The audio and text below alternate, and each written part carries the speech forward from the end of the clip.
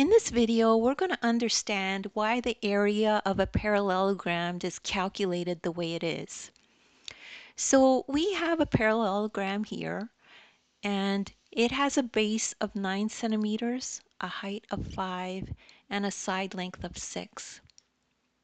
So a parallelogram is called a parallelogram because all of its sides are parallel to each other. So these sides will never cross. Like if they extend out forever, they would extend out forever and never cross. Same with these ones. Okay, so they're always going to be parallel to each other.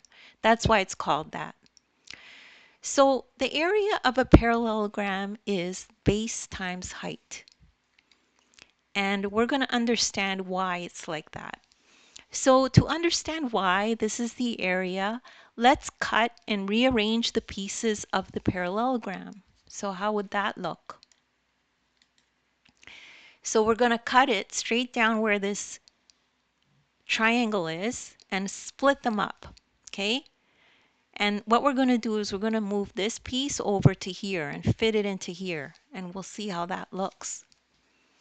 So move this piece to this side and rearrange and put the pieces back together. So that's going to look like this. Exactly, okay? So this was left exactly like that. And then we took this triangle and we moved it over to here. And this is how it is here.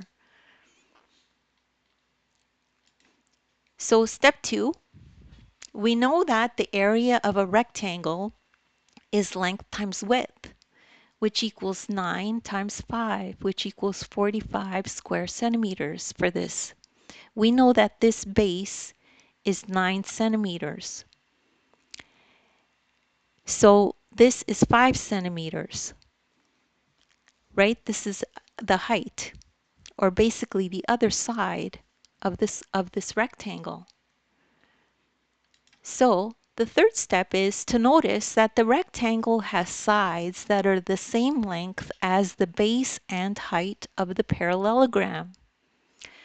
So there you have it. That is why the parallelogram calculation for area is base times height. And that's the end of this lesson.